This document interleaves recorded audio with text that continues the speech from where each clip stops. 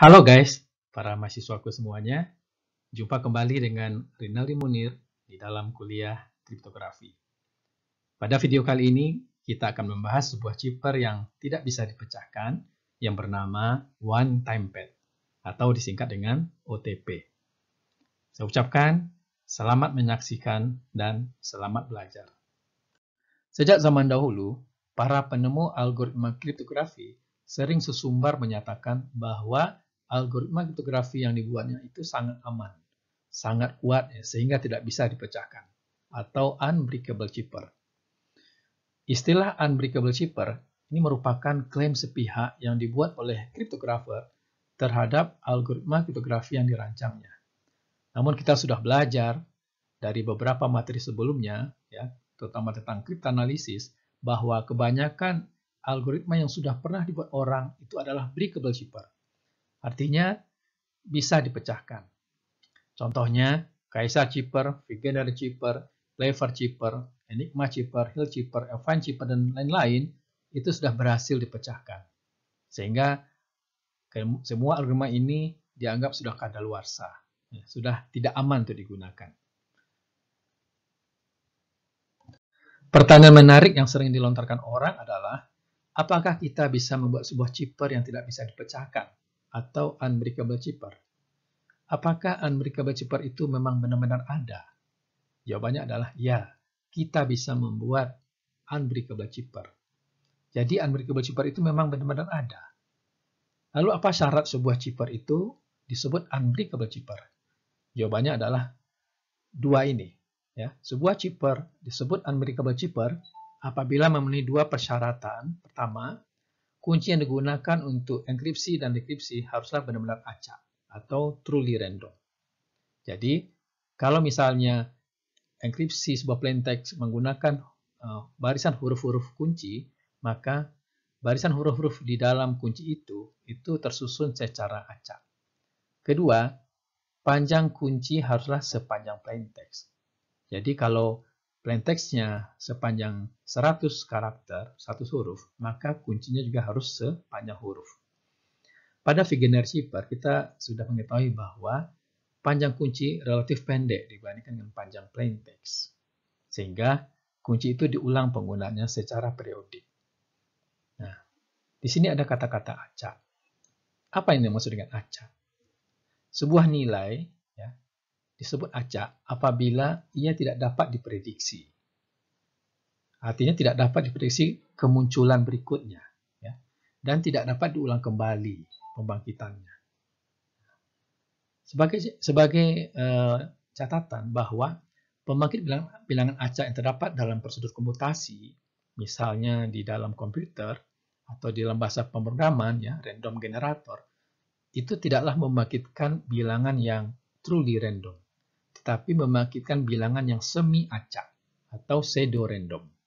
Kenapa disebut bilangannya pseudo random atau semi acak? Karena bilangan-bilangan acak yang dibangkitkan oleh prosedur komputasi itu bisa diulang kembali, ya, pembangkitannya, asalkan seed atau umpan yang digunakan untuk pembangkitan bilangan acak itu sama. Kemudian, pembangkit bilangan acak yang digunakan pada prosedur komputasi itu bersifat periodik. Artinya, bilangan-bilangan acak yang dibangkitkan oleh pembangkit pseudo random itu dapat terulang kembali setelah satu periode tertentu. Misalnya, setelah membangkitkan 20 bilangan acak, maka bilangan acak ke-21 akan sama kembali dengan bilangan acak pertama. Bilangan acak ke-22 sama dengan bilangan acak yang kedua. Begitu seterusnya. Maka itu bukanlah bilangan yang benar-benar acak. Nah, akibat dari syarat 1 dan syarat 2 ini, maka plaintext yang sama tidak selalu menghasilkan ciphertext yang sama. Jadi di sini tidak mungkin, ya, suatu plaintext yang sama, ya, itu akan menghasilkan ciphertext yang sama pula, tergantung kunci yang digunakan di dalam enkripsi. Ya. Satu-satunya chipper yang tidak bisa dipecahkan adalah One Time Pad atau OTP. OTP merupakan algoritma kriptografi yang sempurna aman atau perfect secrecy. Artinya, ia tidak dapat dipecahkan dengan cara apapun. OTP ini ditemukan pada tahun 1917 oleh seorang militer yang bernama Mayor Joseph Maubourg. Nah, OTP mengatasi kelemahan mendasar pada Wegener chipper. Pada Wegener chipper yang standar, kita sudah belajar bahwa kuncinya itu lebih pendek dari panjang plaintext. Akibatnya, kunci diulang penggunaannya secara periodik. Dan kita sudah mempelajari dari kriptanalisis bahwa panjang kunci yang pendek ini itu mudah ditemukan dengan metode Kasiski. Nah, lihat kembali video kuliah tentang kriptanalisis bagian kedua. Pada OTP, panjang kuncinya sama dengan panjang plaintext. Ya, sesuai dengan syarat sebuah chipper yang tidak bisa dipecahkan, panjang kuncinya haruslah sepanjang plaintext. Karena panjang kunci sama dengan panjang plaintext, maka tidak ada kebutuhan mengulang penggunaan kunci selama proses enkripsi. Dan kunci yang digunakan untuk enkripsi itu berisi deretan huruf-huruf yang dibangkitkan secara acak. Kunci yang digunakan pada OTP ini bernama one-time pad. Jadi istilah one-time pad ini itu berasal dari kata pad. Pad itu artinya kertas block note. Nah, di kertas block note ini kita tulis barisan huruf-huruf kunci yang digunakan untuk mengenkripsi plaintext. Nah, ini contoh satu halaman di dalam pad itu atau di dalam buku block note yang berisi barisan huruf-huruf kunci yang semuanya adalah huruf-huruf yang truly random, ya, teracak, ya. Artinya benar-benar acak. Untuk melakukan enkripsi dan dekripsi, pengirim dan penerima pesan harus memiliki salinan atau copy pad yang sama. Nah, istilah one time, ya, itu muncul karena satu pad, ya, atau satu block note itu hanya digunakan sekali saja untuk mengenkripsi pesan. Nah, setelah satu pad digunakan, maka ia dihancurkan supaya ia tidak pernah dipakai lagi untuk mengenkripsi pesan yang lain. Nah, tujuannya adalah untuk menyulitkan kriptanalisis. Aturan enkripsi dan dekripsi yang digunakan di dalam OTP itu persis sama seperti pada Wegener chipper. Bedanya, tidak ada perulangan kunci secara periodik karena panjang kunci itu adalah sepanjang plaintext-nya. Enkripsi dan dekripsi dilakukan dengan persamaan kaisar chipper, yaitu ciphertext yang KI itu diperoleh dari plaintext yang KI ditambah huruf kunci yang KI mod 26. Sedangkan dekripsi diperoleh dengan persamaan plaintext yang KI adalah ciphertext yang KI dikurang kunci yang KI mod 26. Sebagai contoh, misalkan kita punya plaintext one time pad seperti ini. Kemudian kuncinya adalah sepanjang one time pad ini, yaitu barisan huruf-huruf acak. Nah, sekarang kita misalkan bahwa A itu sama dengan 0, B itu sama dengan 1, dan seterusnya, Z itu sama dengan 25. Maka ciphertext yang dihasilkan dari enkripsi dengan OTP ini adalah HOJKOREGHP. Nah, perhitungan untuk memperoleh ciphertext ini adalah sebagai berikut, bahwa O ditambah T mod 26 itu adalah huruf H. Kemudian N ditambah B mod 26 itu adalah huruf O. Kemudian E ditambah F mod 26 yaitu E ditambah F mod 26 itu adalah huruf J. Dan seterusnya untuk huruf-huruf yang lain, sehingga kita memperoleh ciphertext-nya adalah ini. Nah, contoh lain yang plaintext lebih panjang. Nanti malam saya tunggu kamu di depan warung kopi. Nah, kuncinya adalah sepanjang plaintext ini. Ini adalah huruf-huruf yang acak. Nah, ciphertext-nya adalah sebagai berikut. Seperti yang sudah disebutkan tadi, bahwa kunci untuk OTP ini haruslah seluruhnya berupa barisan huruf yang tersusun secara acak dan panjang kunci sepanjang pesan. Nah, bagaimana kasusnya jika kuncinya diambil dari teks yang panjang? Misalnya diambil dari tulisan di dalam novel, di dalam buku, atau di dalam berita, dan sebagainya.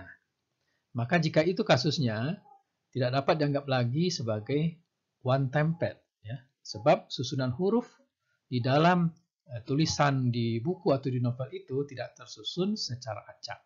Karena kita tahu bahwa syarat sebagai sebuah chipper yang unbreakable, susunan huruf dalam kunci itu adalah berupa susunan huruf yang acak, yang benar-benar acak. Akibatnya, OTP tersebut tidak akan menghasilkan chipper yang perfect sekresi, yang aman sempurna, sehingga dapat dipecahkan. Kemudian, di dalam OTP ini, kunci hanya dipakai sekali dan tidak pernah digunakan kembali untuk mengenkripsi plaintext lainnya. Nah, bagaimana jika kunci yang sama dipakai untuk kedua kalinya untuk mengenkripsi pesan yang lain? Maka ini tidak bisa lagi disebutkan one-time pad, tapi two-time pad, ya, atau three-time pad dan sebagainya. Nah, ini menghasilkan OTP yang tidak aman. One-time pad tidak dapat dipecahkan karena penjumlahan kunci acak dengan plaintext yang tidak acak menghasilkan ciphertext yang seluruhnya acak. Kita tinjau kembali bahwa di dalam OTP, enkripsi merupakan penjumlahan huruf-huruf plaintext PI dengan huruf-huruf kunci KI, menghasilkan ciphertext CI. Nah, huruf-huruf di dalam plaintext itu susunannya bukanlah huruf-huruf yang acak. Jadi seperti kalimat yang kalian lihat dalam slide ini merupakan kalimat yang bisa dimengerti. Ya. Huruf-huruf di dalam kalimat ini kan tidak acak. Sedangkan huruf-huruf di dalam kunci itu acak seluruhnya. Nah, menurut teori di dalam matematika, penjumlahan barisan nilai yang acak dengan barisan nilai yang tidak acak itu akan menghasilkan barisan nilai yang seluruhnya acak. Yang kedua, hanya terdapat satu kunci yang memetakan plaintext ke ciphertext. Begitu juga sebaliknya. Kunci yang berbeda akan memetakan plaintext ke ciphertext yang berbeda pula. Jadi tidak mungkin dua kunci yang berbeda akan menghasilkan ciphertext yang sama. Mendekripsi ciphertext dengan beberapa kunci berbeda dapat menghasilkan plaintext yang bermakna. Sehingga kriptanalis kesulitan menentukan plaintext mana yang benar. Seperti contoh pada slide berikut. Misalkan kriptanalis mencoba kunci LMCCAWAAZD untuk mendekripsi ciphertext yang tadi ya, yaitu HOJKOREGHP. Nah, ternyata plaintext yang dihasilkannya adalah Salmon X. Ini adalah sebuah pesan yang bisa dimengerti artinya. Ya, telur ikan salmon begitu ya. Namun ketika ia mencoba kunci yang berbeda, yaitu ZDVUZOEYEO, plaintext yang dihasilkan adalah Greenfield. Nah, ini juga adalah pesan yang juga bisa dimengerti artinya, yaitu padang rumput yang hijau. Gitu ya. Nah, kriptanalis pasti akan bingung sendiri untuk menentukan mana kunci yang benar ya, di antara kedua ini. Nah, contoh ini menunjukkan bahwa sembarang plaintext dan ciphertext hanya ada satu kunci yang memetakannya satu sama lain. Inilah yang merupakan kelebihan dari algoritma one-time pad, sehingga ia tidak dapat dipecahkan. Sebagai latihan, misalkan diberikan sebuah ciphertext sebagai berikut, lalu temukan kunci yang mendekripsi ciphertext ini menjadi plaintext berikut. Mr. Johnson left his house last night. Kemudian, coba temukan kunci lain yang menghasilkan plaintext I saw the mysterious plane behind me. Nah, di sini dapat Anda lihat bahwa ada dua kunci yang berbeda menghasilkan dua plaintext yang memiliki arti. Nah, kunci mana yang benar, itu tidak bisa diketahui, ya, kecuali oleh pengirim pesan tentunya. Meskipun one-time pad merupakan chipper yang tidak bisa dipecahkan ya, dan menawarkan keamanan yang sempurna, namun yang menarik adalah ia tidak umum digunakan dalam berbagai aplikasi praktis. Misalnya sebagai salah satu fitur keamanan di dalam aplikasi komersil maupun dalam aplikasi lainnya. Nah, alasannya ada dua. Pertama adalah OTP ini tidak mangkus, ya, karena panjang kunci harus sama dengan panjang pesan. Sehingga makin panjang pesannya, tentu makin besar pula ukuran kuncinya. Kalau misalnya pesannya berupa file seukuran 4 GB, tentu kuncinya juga harus seukuran 4 GB pula.